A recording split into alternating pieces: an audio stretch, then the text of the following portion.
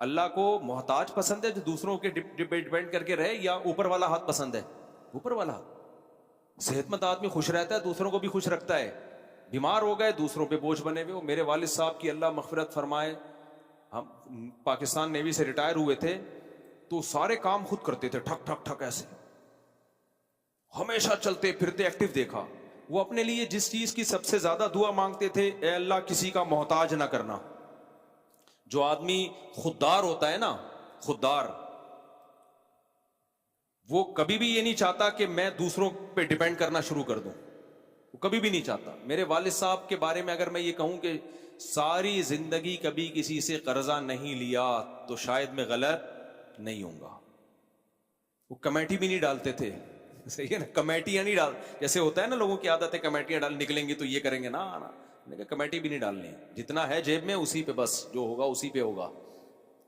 وہ کمیٹیوں کے قائل ہی نہیں تھے کہ یہ جو پہلے لوگ کمیٹیاں آج بھی ڈلتی ہیں کہ بھائی جتنا ہے اس پہ گزارا کرو، کمیٹی میں بھی آپ دوسرے کے محتاج رہتے ہو۔ تو ان کی ایک مزاج تھا کہ محتاج نہیں رہنا کسی کا۔ آخری عمر میں مجھے یاد ہے فالج سے بچنے کی بہت دعا مانگتے تھے، کیونکہ 63 سال کی عمر تھی، اس میں جو ہے نا فالج کا بڑا خطرہ ہوتا ہے نا، تو وہ اس کی بہت پناہ مانگتے تھے، اللہ مجھے فالج سے بچانا۔ کیوں بچانا؟ مقصد کیا تھا؟ بھائی محتاج ہو جائیں گے ایک ایک چیز میں، کھانے پینے میں، تو چلتے پھرتے تھے بالکل فٹ فاٹ۔ میں مدرسے میں تھا، اطلاع آئی کہ والد صاحب کو فالج کا اٹیک ہوا ہے، تو میں نے کہا یار اب والد صاحب تو اتنی دعا مانگتے تھے اللہ مجھے فالج سے بچانا، تھوڑی دیر میں اطلاع آئی کہ انتقال ہو گیا۔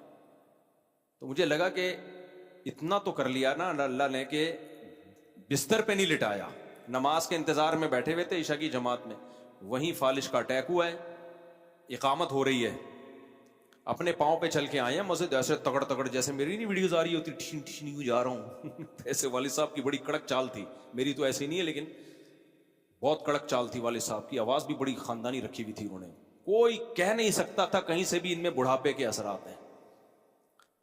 تو بیٹھے مسجد میں اور فالج ہوا اور اقامت ہو رہی ہے، تو ان کو اندازہ ہو گیا بھائی میرا دھڑ کام کرنا چھوڑ دیا ہے، تو اشارہ کیا کہ لوگوں کو نا کہ آپ لوگ جاؤ، تو اٹھا کے ایمبولینس میں لے کے گئے، بالآخر ڈیتھ ہو گئی چند یعنی تھوڑی دیر میں۔ تو مجھے ایک اندازہ ہوا بھائی دیکھو اللہ نے محتاجی سے بچا لیا، خاتمہ بھی اچھا کر لیا اللہ تعالیٰ نے۔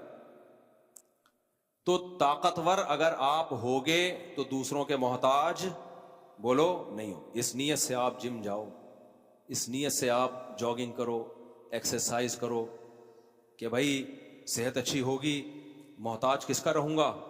اللہ کا، دوسروں کی مدد کروں گا، بلکہ دوسرے بیماروں کی مدد کروں گا۔ دیکھو جہاز میں اناؤنسمنٹ ہوتی ہے، دوسرے کے آکسیجن ماسک لگانے سے پہلے کس کے لگائیں؟ اپنے لگائیں۔ جہاز میں نا اکثر جب بھی آپ بیٹھتے ہیں جہاز میں اناؤنسمنٹ ہوتی ہے، اگر یوں ہو گیا تو اس دروازے سے نکل کے بھاگنا ہے، یہ اگر خدا نخواستہ حادثہ ہو گیا تو یہ کرنا ہے۔ پہلی دفعہ آدمی جہاز میں بیٹھتا ہے سب کچھ غور سے سن رہا ہوتا ہے، اگر یہ ہو گیا تو یوں کرنا ہے، یہ ہو گیا تو عادی ہو جاتا ہے نا، تو پھر بھول جاتا ہے وہ، پھر جب حادثہ ہوتا ہے اس کو پتہ ہی نہیں ہوتا نکلنا کہاں سے۔ تو اس میں یہ ہدایات لازمی دی جاتی ہیں، جب بھی آپ جہاز میں بیٹھو گے اناؤنسمنٹ ہوتی ہے کہ اگر آکسیجن کی کمی ہو گئی، فضا میں آکسیجن نہیں ہوتی، مصنوعی آکسیجن دی جاتی ہے، تو آکسیجن ماسک اوپر سے گرے گا، آپ کا بچہ ساتھ میں بیٹھا ہوا ہے ادھر بھی ماسک گرے گا، تو پہلے بچے کے نہیں لگانا ماسک، پہلے کس کے لگانا ہے؟ بولو اپنے۔ اب وہاں انسان کہتا ہے یار یہ تو غیر اخلاقی حرکت ہے، بچے کو تڑپنے دیں، ہے بھائی، بچے کو تڑپنے دیں، پہلے اپنے لگائیں پھر بچے کے لگائیں۔ یہ ایسا ہی ہے جیسے دو بھوکے بیٹھے ہوئے ہوں اور آپ کو ہدایات دی جا رہی ہوں کہ جب کھانا آئے تو پہلے خود پراٹھے کھانے ہیں، دوسرے کو بعد میں کھلانا ہے۔ یہ اخلاقیات ہیں؟ غیر اخلاقی حرکت ہے نا یہ بھائی۔ ہمیشہ یہ کہا جاتا ہے دو بھوکے بیٹھے ہوئے ہوں اگر کھانا آئے تو پہلے دوسرے کو کھلانا ہے، خود صبر کرنا ہے، لیکن جہاز میں یہ تعلیم نہیں دی جاتی۔ جہاز میں کہا جاتا ہے جب آکسیجن ماسک گرے تو آپ کا بچہ بھی بیٹھا ہوا ہے، کوئی کمزور معذور بیٹھا ہوا ہے، تو پہلے آپ نے ماسک خود پہننا ہے، اس کے بعد اس کے۔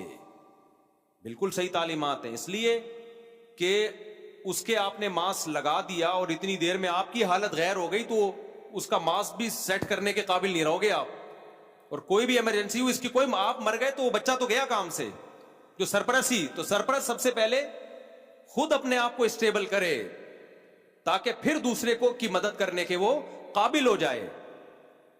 بھوک پر اس کو قیاس نہیں کر سکتے، اس لیے کہ بھوکو تو گھنٹوں رہا جا سکتا ہے، کچھ نہیں ہوتا، لیکن آکسیجن کے بغیر تو حالت غیر ہونے لگتی ہے، تو فوراً تھوڑی مر جائے گا آپ کا بچہ، آکسیجن کی کمی سے پہلے اس کا دماغ معاف ہوگا. تو آپ کا دماغ اگر معاف ہو گیا تو آپ اس کی مدد کیسے کرو گے؟ پہلے اپنے دماغ کو بچاؤ. لگ گئی اس کا، ابھی دماغ تھوڑا خراب ہوا ہے تو کوئی بات نہیں، آکسیجن لگا دو گے وہ ریورس ہو جائے گا، وہ سیٹ ہو جائے گا. تو یہاں بھی ایسا ہی ہے، شریعت کہتی ہے بھائی صحت، اتنا نبی صلی اللہ علیہ وسلم کی صحت پر ترغیبات ہیں. میں نے اس پر 2 گھنٹے کا آڈیو بیان کیا تھا 2014-15 میں کہ اسلام صحت کو کتنا زیادہ فوکس کرتا ہے. اور بخاری کی حدیث ہے، آج ڈاکٹر کہتے ہیں موٹاپا بہت بڑی بیماری ہے، موٹاپا بہت، یہ تو اب ریسرچ سے ثابت ہوا نا. پہلے تو جو جتنا موٹا ہوتا طاقتور سمجھا جاتا تھا. آج سے 50-60 سال پہلے طاقت کا مطلب ہی یہ تھا کہ چلے تو زلزلہ آئے زمین پہ، اور اسی کو حسن و جمال بھی سمجھا جاتا تھا. او بڑا، بخاری کی حدیث کیا ہے؟ نبی صلی اللہ علیہ وسلم نے ارشاد فرمایا کہ سب سے بہتر میرا زمانہ، خیر القرون قرنی ثم الذین یلونہم ثم الذین یلونہم، سب سے بہتر میرا زمانہ، پھر اس کے بعد والا، پھر اس کے بعد والا، پھر اس کے بعد امت میں خرابیاں آئیں گی. تو آپ نے 2 خرابیوں کو ہائی لائٹ کیا، فرمایا 2 خرابیاں سب سے پہلے آئیں گی. حدیث کا مفہوم بیان کر رہا ہوں اپنے الفاظ میں. نمبر 1 جھوٹ، نمبر 2 موٹاپا. نہیں آئی میرا خیال ہے بات؟ ابے جھوٹ کے ساتھ کس کو ذکر کیا جا رہا ہے؟ موٹاپے کو. یہ وہ موٹاپا نہیں جو نیچرل ہو، وہ تو ہوتا ہے، بڑے بڑے نیک لوگ ہوتے ہیں، بہت بھاری جسم ہوتا ہے. یہاں موٹاپے سے وہ موٹاپا مراد ہے جو سموسے پہ کیلوریز دیکھے بغیر کھایا جا رہا، کھائے جا رہے پھوڑے جا رہے. ایک صاحب ایک دفعہ میرے گھر آئے، اب کسی کو پتہ نہیں چلے گا کس کی بات ہو رہی ہے، بہت پرانا قصہ ہے، اب غیبت میں نہیں آئے گا انشاءاللہ یہ. تو میں نے ان کے سامنے سموسے رکھ دیے. بھائی وہ ایک سموسا، دوسرا سموسا، تیسرا سموسا، چوتھا سموسا، ان کی پلیٹ کے قریب کے جو سموسے ختم ہوئے تو اٹھ کے دور چلے گئے میز پہ وہ جو سموسے. مجھے کوئی اعتراض نہیں تھا، اچھا ہے مہمان ہے، لیکن مجھے لگ رہا تھا کہ یار اس بندے کا اسٹیمنا، سموسا ہضم کرنا آسان نہیں ہوتا، اتنا اسٹیمنا ماشاءاللہ. چند دنوں بعد اطلاع آئی کہ ان کو معدے کی بڑی آنت کا یا چھوٹی آنت کا، پتہ نہیں کون سی آنت کا کینسر ہے، اور جوانی میں ان کی ڈیتھ ہو گئی. خیر اللہ ان کی مغفرت فرمائے، نیک آدمی تھے. تو مجھے جب کسی نے بتایا، میں نے کہا وہ جو سموسے جس اسپیڈ سے کھا رہے تھے نا، مجھے لگ رہا تھا کوئی خطرہ ہونے والا ہے، کچھ ہونے والا ہے، اللہ بچائے. تو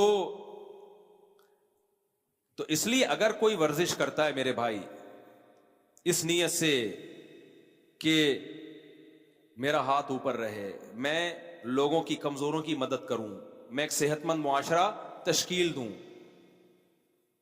ہر حکومت چاہتی ہے، دنیا کا ہر کنٹری چاہتا ہے ہمارے ملک میں صحت مند لوگ پیدا ہوں. اس کو پوری دنیا میں بہت زیادہ فوکس کیا جاتا ہے. تو اگر کوئی اس نیت سے کر رہا ہے تو بھائی ومن اراد الآخرہ، اللہ کہتے ہیں عمل میں پہلی شرط کیا ہے؟ آخرت. تو یہ شرط کو اس نے پورا کر دیا کہ نہیں کر دیا؟ یہ لکھا جائے گا آخرت میں.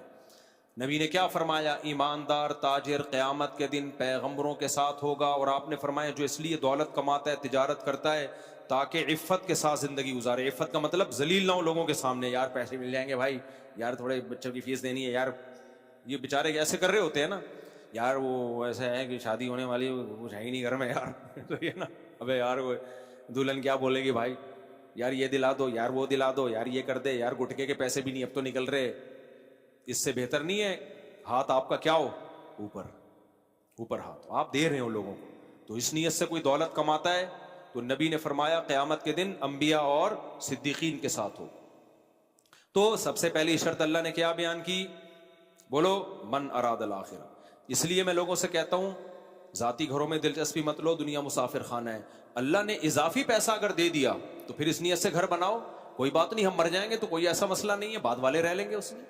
ابھی جو گھر بنا رہے نا، ہوس ہے، سامان 100 برس کی پل کی خبر نہیں، اتنا سریا ڈال رہے ہو اس نیت سے کہ میں رہوں گا. بھائی کہاں رہو گے تمہاری عمر کتنی ہو گئی ہے یار، چھوڑو کرائے پہ ہی ٹھیک ہو. ہاں کوئی اس نیت سے بنا رہے ہیں، اللہ نے ایک تو پیسہ اس کو بہت دیا اور بنا اس لیے سے رہا ہے میں رہ لوں گا، نہیں تو بچے رہ لیں گے، نہیں تو کرایہ دار ہی رہ لیں گے. صحیح ہے نا، کوئی تو رہے گا نا، فائدہ ہوگا، چلو چلتا ہے.